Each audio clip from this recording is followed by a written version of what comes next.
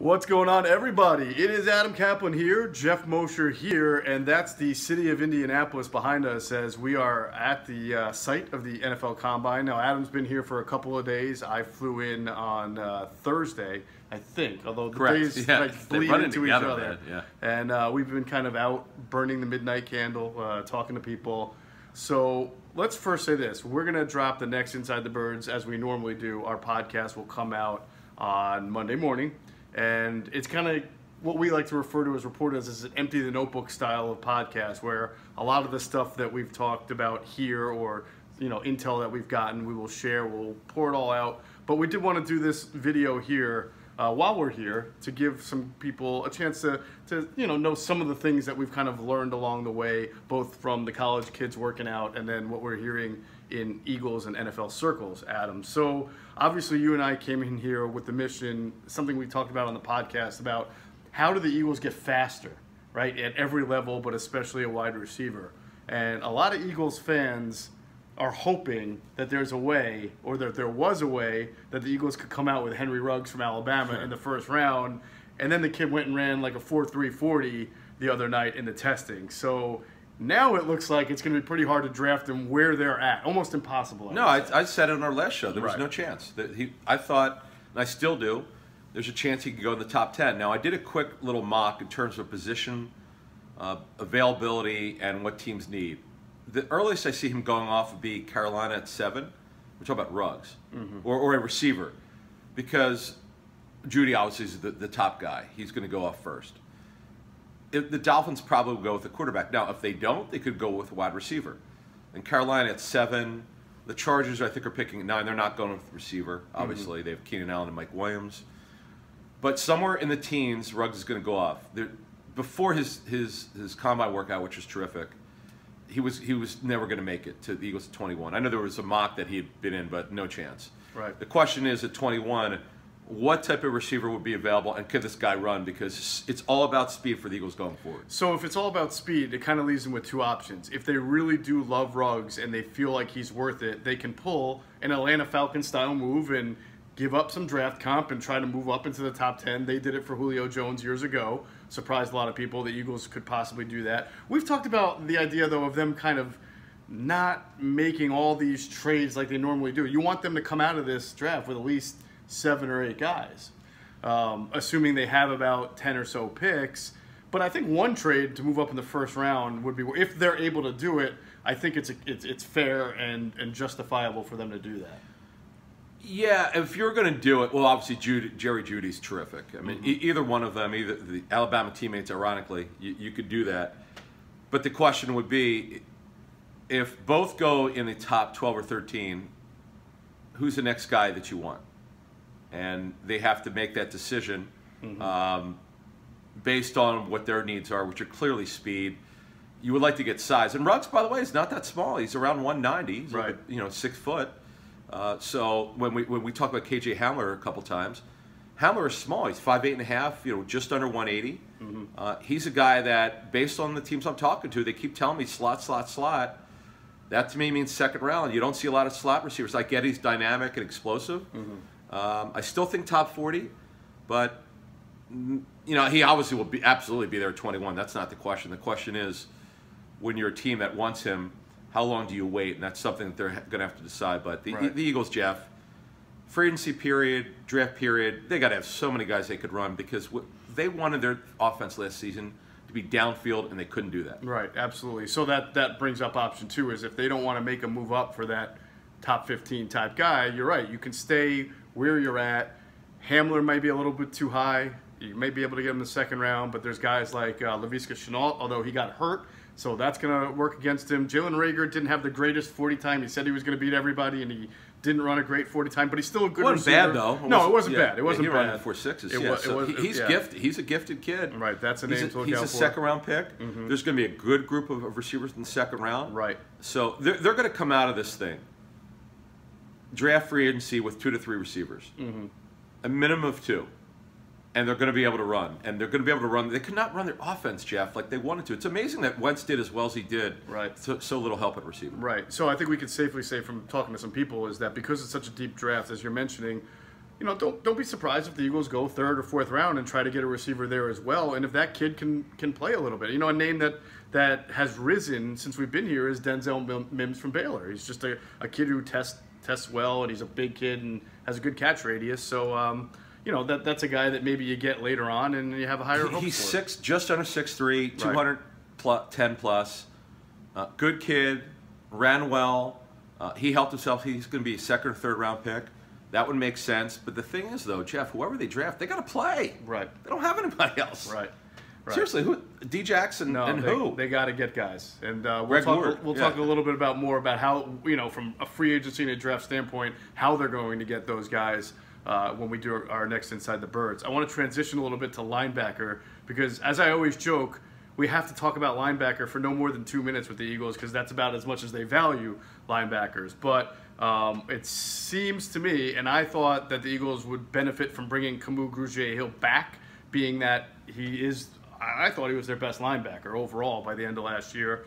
He has been hurt, but it doesn't appear that he's going to be coming back. It sounds like he's going to be, we know he's going to be a free agent. It doesn't seem like the Eagles are interested in retaining him. And so now you're looking at, what we talked about on their last pod, TJ Edwards, Nate Geary, Duke Riley, maybe a veteran that they signed in free agency, but it's kind of surprising to me a little bit that they don't capitalize on it. Yeah, so I'm hearing what you're hearing. I don't know that they don't want Kamu back. From what we're hearing, you and I have heard, he's probably not coming back. Right. So now, what do you have left? Nate Gary's going to be a starter. Ken Flagel loves him, the linebackers coach. Mm-hmm. I do expect them, based on my sourcing, that they're going to sign a veteran linebacker. Now, historically, other than Bradham, who made good coin, they just don't believe that you need to spend a lot of money on a linebacker, and that's fine. Right. Now, we'll maybe Monday when I list the name or a couple names that I'm hearing for our Monday show, but I expect them to sign a linebacker, and they'll draft one, and that's fine. That's T.J. Edwards is the guy, though. He's the guy that I know they're real high on internally. I think it's going to be a Mike linebacker. Yep. A good story of development in terms of undrafted free agent. They've had a lot of success with these guys. Kamu Grugier-Hill, they claimed off waivers for the Patriots. Never even heard. I never heard of this guy. Right. This guy was a walk-on in college. But I think defensively right now, they've linebackers in need, Geoff, but corner, D tackle, other positions are needs, and that defense needs a lot of help, but they've got some time here. Definitely. All right, let's transition a little bit because I know you've spent some time talking not just with Eagles sources, but around the league, and you may have some information about one team in particular that you expect to be more aggressive?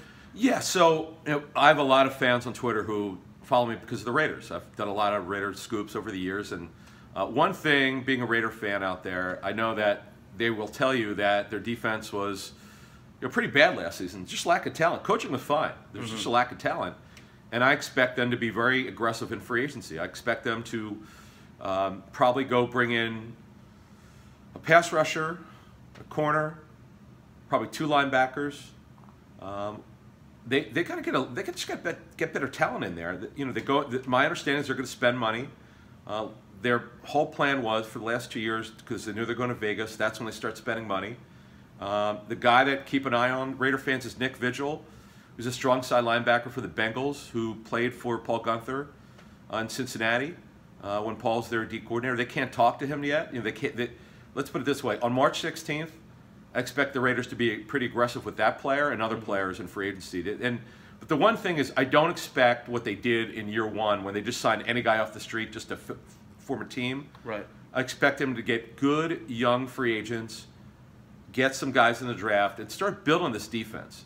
Because that's the one thing that I know Mike Mayock wants to do is really build that defense. Because they nailed Max Crosby, great draft pick. He was way better than anyone expected.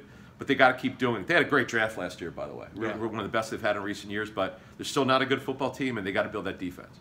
So another thing I want to talk about, and I'm going to use a baseball analogy a little bit and tie it back to Philadelphia. JT Realmuto went to arbitration. He said he was fighting for catchers. He wanted the number for catchers to be raised overall. He lost, but that was his fight.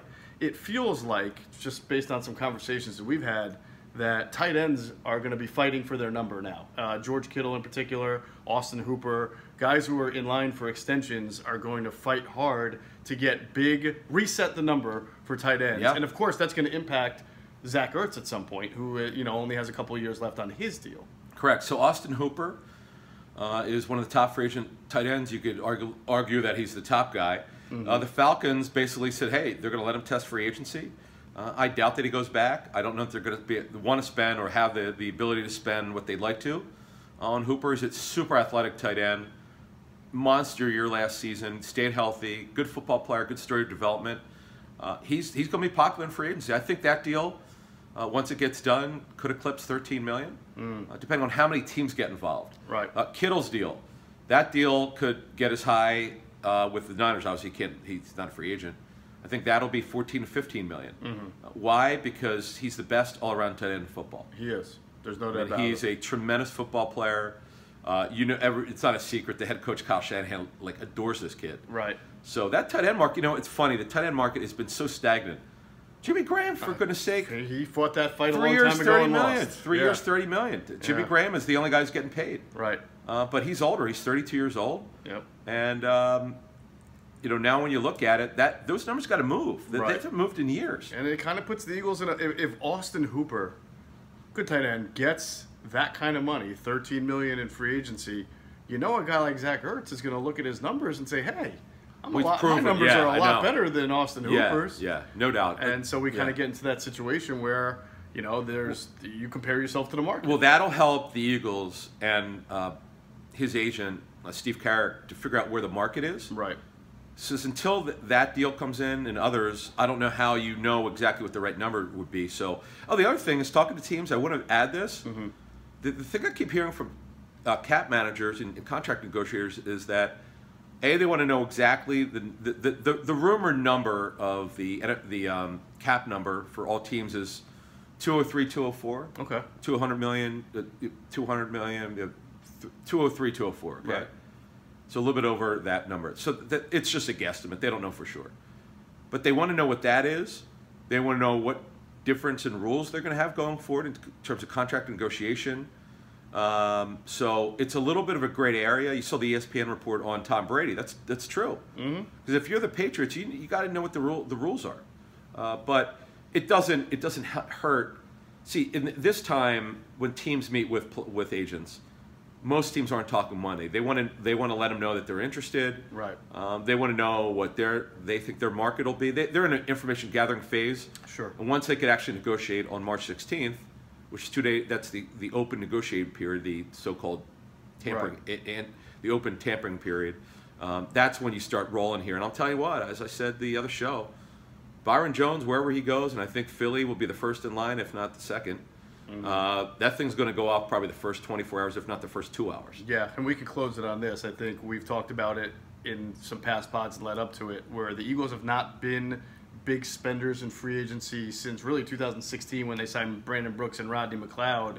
And ever since then, it's basically 1 or 2 year deals. But I think we both sense that this year they have to open it up a little bit and be bigger spenders. And they will be able and to, they will Geoff. be. And people expect them to be. Brandon Brooks, I was on ESPN. I put that story out on the air at the start of free agency. That got done, Geoff, like immediately. Right. And I didn't know at the time how good he would be. He was the best signings in their team history. He was seen as a mid-level free agent. He didn't have a ton of suitors.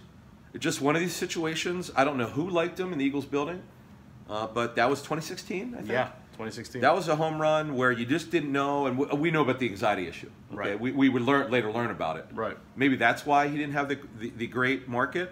But that was a good contract then, and he signed a couple monster deals. But you could do well by striking early. You don't have to overspend, but you better get it right. Right. All right. Well, that's going to do it for this Inside the Birds. I usually say ITB Minute, but this is about 10 minutes. So this is a special edition of ITB from Indianapolis. You see the big buildings behind us. We still have a few more hours here to go to get more information, but make sure you listen to Monday morning's podcast, because Inside the Birds, we are going to empty the notebook, and we got a lot of stuff. We got some stuff. Just a real quick hint. Jeff and I, as is clearly the case here, is after you're here a couple days, you go, oh wow, Yeah, and you're like, well, you have to separate fact from fiction. Right. Which is when we were joking about the at the Senior Bowl, the Jim Washburn stuff, which is total nonsense.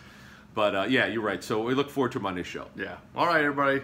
Again, Inside the Birds. Make sure you're following us on every major podcast platform. Please rate, review, subscribe, and on this YouTube channel, please make sure you're subscribing. And we'll talk to you all Monday morning. Take care.